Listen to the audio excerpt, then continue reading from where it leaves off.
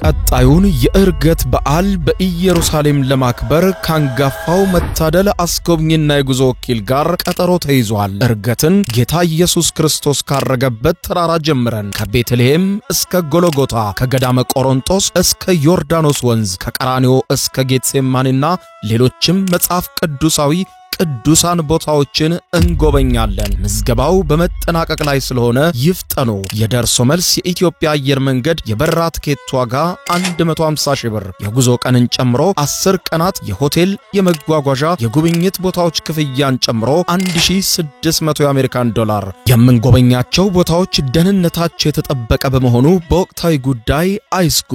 አድራሻ 22 ጎላጉል ህንጻ ሁለተኛ ፎቅ ቢሮ ቁጥር 205 ቢ በ09 12 64 10 00 ወይም በ0964 08 08 08 ላይ ሃሎ ይበሉን። መታደል አስጎብኝና የጉዞ ወኪል።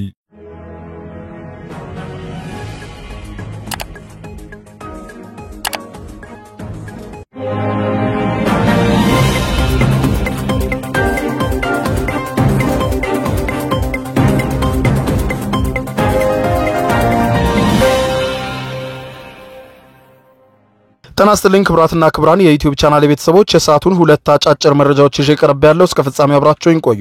በዚህ ሰዓት የመረጃ ጊዜ ከምታደምጧቸው ሁለት አጫጭር መረጃዎች መካከል በቀዳሚነት ወደ እናንተ ጆሮ የሚደርሰው ድምጻዊ አስገኘው አሽኮ ወይም አስጌ ደንዴሾ ሊከሰስ መሆኑ ተሰምቷል።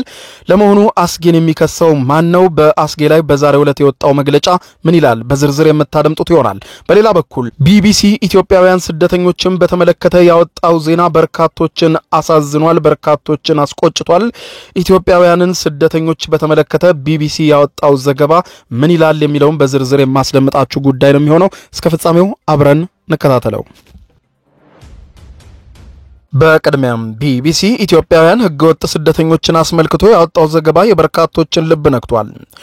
መሐመድ አብዱላሂ መሐመድ የተባለ የ35 ዓመት ግለሰብን ያነጋገረው ቢቢሲ ከጅቡቲ ወደ የመን በጀልባ ያደረገውን ጉዞ አስመልክቶ ሲናገር መንገድ ጀምረን 30 ደቂቃ ሳይሞላ ጀልባው ይዋዥቅ ጀመር የሚለው መሐመድ የየመን ህገወጥ ሰው አዘዋዋሪዎች በአረብኛ ማውራት ጀመሩ። ስደተኞችን ከጀልባው ለመወርወር ነበር የሚመካከሩት። ከዚያም 7 ኢትዮጵያውያን ስደተኞችን ከመሃል መርጠው አስገድደው ወደ ባህር ጣሏቸው ሲል የሆነውን አሳዛኝ ክስተት ያወጋል። መንገዱ አደገኛ ቢሆንም በየዓመቱ በመቶ ሺዎች የሚቆጠሩ ስደተኞች አሁንም በዚህ መንገድ ይጓዛሉ ያለው ቢቢሲ ሚክስድ ማይግሬሽን ሴንተር እንደሚለው ከሆነ በየዓመቱ ከአፍሪካ ወደ የመን የሚጓዙ ሰዎች ቁጥር ከ100 ሺህ በላይ እንደሆነ ያስቀምጣል። ስደተኞቹ በአብዛኛው ደግሞ ኢትዮጵያውያን መሆናቸውን ያስቀመጠው ድርጅቱ እንደ ሶማሊያና ጅቡቲ ካሉ የተቀሩት የምስራቅ አፍሪካ ሀገራትም ዜጎች በዚሁ አደገኛ መንገድ እንደሚሰደዱ አስቀምጧል። መሐመድ በተጓዘበት ጀልባ 47 ኢትዮጵያውያን 5 ሶማሊያውያንና 2 የየመን ህገወጥ ሰው አዘዋዋሪዎች እንደነበሩ የጠቀሰ ሲሆን በጣም አስጨናቂ ጉዞ ነበር።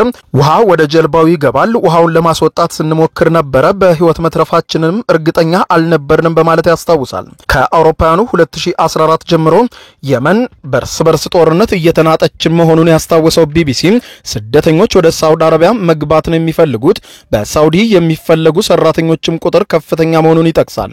ዓለም አቀፉ የስደተኞች ተቋም አይኦኤም እንደሚለው አብዛኞቹ ስደተኞች ጥያቄያቸው የኢኮኖሚ ቢሆንም በተለይም ደግሞ ወጣቶች በስደቱ ላይ በከፍተኛ ቁጥር እንደሚታዩም አስቀምጧል። የህገወጥ ስደተኞቹ ጅቡቲ በሚገኘው ኦቦክ በኩል አድርገው በደቡብ ምዕራብ የመን ወደሚገኘው ላሂጅ እንደሚገቡ የጠቀሰው ቢቢሲ ከሶማሊያ በቦሳሶ ወደብ የሚነሱት ስደተኞቹ በየመን ደቡብ ምስራቅ በሚገኘው ሻቦሃል በተባለ የባህር ዳርቻ ይደርሳሉ በማለት ይገልጻል። መሐመድ በሁለቱም መንገድ የተጓዘ ሲሆን ከጅቡቲ ላሂጅ ለመድረስ 5 ሰዓታት እንደወሰደበትም ይገልጻል። በአውሮፓውያኑ 2014 ወደ ሶማሊያ ከተመለሰ በኋላ በሶማሊያም በቦሳሶ በኩል ወደ የመን ለመግባት እንደሞከረም አስቀምጧል። በሁለተኛው ጉዞ አልፈራሁም። ከመጀመሪያው ከጅቡቲ ያደረኩት ጉዞ ረጅም ነበር።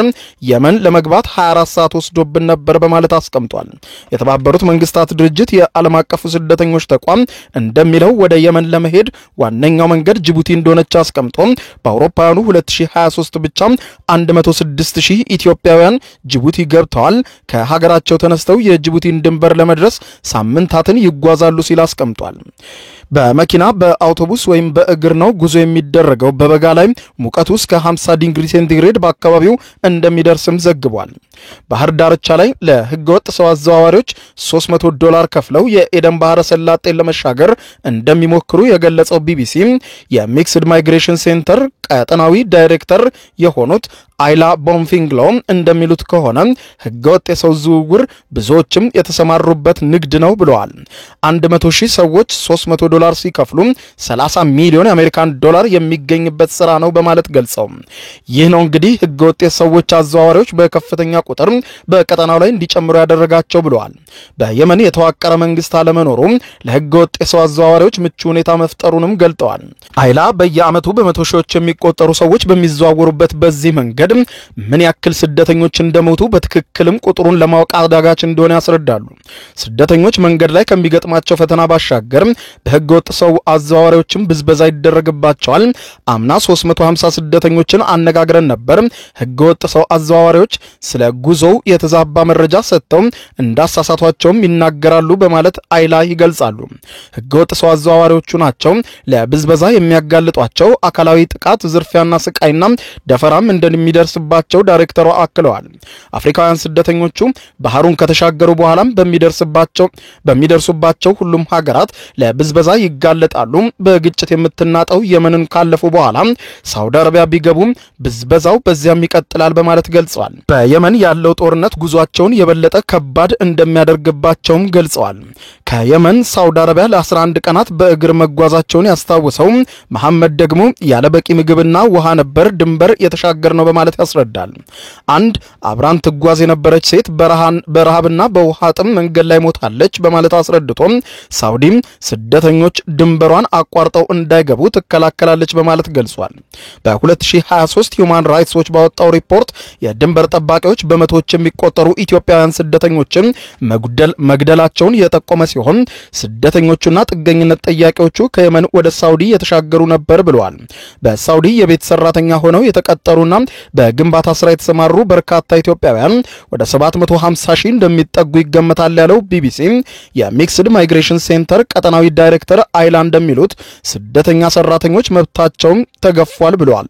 የሳውዲ መንግስት እንዳይዛቸው ተደብቀው ለመኖር ይገደዳሉ ሲሉ አስረድተዋል። ተደብቀው ሲገኙም በገፍ ወደ ሀገራቸው የሚመልሳቸው የሳውዲ አረቢያ መንግስት እንደሆነ ገልጾ በዚህ ስደት ላይ የተሳተፈው ሶማሊያዊው ከቢቢሲ ጋር ቆይታ ያደረገው ሶማሊያዊ ስደተኛ መሐመድ አብዱላሂ ሲናገርም ከፍተኛ ፈተና ውስጥ አልፎ ሳውዲ መግባት ቢችልም ተይዞ ወደ ሀገሩ ሶማሊያ እንደተመለሰ ገልጿል። ወደ ሶማሊያ መመለሱ ከባድ ቢሆንም ማንም ሰው ግን እንዳይሰደድ እመክራለሁ በማለት ገልጿል። በሀገራችሁ ተስፋ አትቁረጡ፣ ያ አሰቃቂ የስደት መንገድ እጅግ አስከፊ ነው በማለት ለቢቢሲ ተናግሯል። በሌላ ዜና ታዋቂው ድምጻዊ አስገኘው አሽኮ ወይም ዴንደሾ የኢትዮጵያ የህግ ባለሙያ ሴቶች ማህበር ሊከሰው መሆኑ ተሰማ። አስገኘው አሽኮ ወይም አስጌ ዴንደሾ ሴቶችን በተመለከተ በማህበራዊ ትስስር ገጹ በቅርቡ በሰጠው አስተያየት ላይ የኢትዮጵያ የህግ ባለሙያ ሴቶች ማህበር አስቸኳይ መግለጫ አውጥቷል። እንደሚታወቀው በሀገራችን የሴቶችና የሴት ህፃናት ጥቃት ከጊዜ ወደ ጊዜ እየጨመረ አይነቱንም እየቀያየረና በአፈጻጸሙም የረቀቀ እየሆነ መጥቷል በማለት የአሳሳቢ ጉዳይ መሆኑን የጠቀሰው ይሄው የኢትዮጵያ የህግ ባለሙያ ሴቶች ማህበር በመግለጫው ይህንን ለመከላከል የተለያዩ የሚመለከታቸው አካላትን እንዲሁም መላው ህብረተሰብ ክፍል የራሱን አስተዋጽኦ ማድረግ እንዳለበት እሙን ነው ብሏል። አብዛኛው የማህበረሰብ ክፍል ጥቃት ምን ማለት እንደሆነ በቂ ግንዛቤ የሌለው ከመሆኑም በተጨማሪ በአንዳንድ ግለሰቦች የሚሰነዘሩ ሴቶችን የተመለከቱ አስተያየቶች ለጥቃቱ መባባስ ጉልህ ሚና አላቸውም ብለዋል።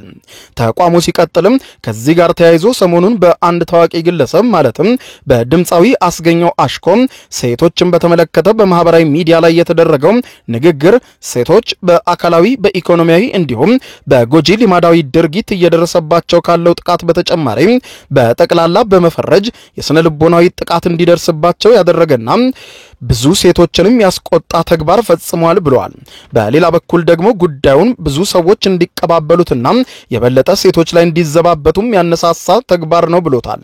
ድምጻዊው ከዚህ ቀደም የሀገር ካስማ በተሰኘው ሴቶችን ለማበረታታት ታልሞ በተሰራ ህብረ ዝማሬ ላይ በመሳተፍ የሴቶች አጋር መሆኑን በማሳየቱ እንደ ተቋም ዕውቅና ሰጥተነው የነበረ ሲሆን አሁን ባደረገው ንግግር ግን ሴቶች ላይ የጥላቻ ዘመቻ እንዲከፈት በማድረጉ ማህበራችን እጅግ ያዘነ መሆኑን ለመግለጽ ይወዳል ብለዋል። ድምጻዊው በንግግሩ በፍቅር ያበደች ሴት ካሳየኸኝ የማይሞት ሰው አሳያለሁ በማለት ሴቶችን ሁሉ በአንድ በመፈረጅ በአጠቃላይ የሴቶችን ስብዕና የሚነካ ሴቶች በህገ መንግስቱ የተሰጣቸውን ክብራቸውን ተጠብቆ የመኖር መብትን የጣሰ አስተያየትም ሰጥቷል ብሏል። ተቋሙ ሲቀጥልም ይህ ንግግሩ በሀገራችን የጥላቻ ንግግርና ሐሰት መረጃ ስርጭትን ለመከላከልና ለመቆጣጠር የወጣውን አዋጅ ቁጥር 1185 ህዝባር 2012 አንቀጽ 2 ንዑስ አንቀጽ 2 4 እና 7ን የጣሰና የወንጀል ተጠያቂነትን የሚያመጣ ተግባር ነው ብሎታል። በመሆኑም ማህበራችን ግለሰቡ በተገቢው መልኩ በህግ ተጠያቂ እንዲሆን የሚሰራ መሆኑን እየገለጽን የተፈጸመውን ድርጊት አጥብቀን እናወግዛለን ብሏል። ዛሬ ላይ ያለ ተጠያቂነት የምትታለፍ አንዲት ጥላቻ ነገ ላይ በሴቶች ላይ ለሚፈጸም ከባድ ዘመቻ በር ከፋች ናት ብሏል ተቋሙ። በዚህም በሚዲያዎች ይህንን ንግግር የምታሰራጩ የማህበራዊ ሚዲያዎችም ይህንን ከማድረግ እንድትቆጠቡ እናሳስባለን ያለው ተቋሙ በሴቶች ላይ የሚፈጸም ጥቃትን መከላከል የሁሉም የህብረተሰብ ክፍል ኃላፊነት ነው ብሎታል። በሴቶች ላይ የሚፈጸም ጥላቻ ንግግርንም አጥብቀን እንቃወማለን በማለት ገልጿል። የኢትዮጵያ የህግ ባለሙያ ሴቶች ማህበር ባወጣው መግለጫ ቡራን አድማጮች ለሰዓቱ ብታደምጧቸው መልካም ናቸው ያልኳቸው አጫጭር ሁለት መረጃዎች የሰማችኋቸው ናቸው። ከሰዓታት በኋላ በሌላ መረጃ ተመልሰን እስከምንገናኝ ያለንበት የዓለም ዳር ቸር እንቆይ።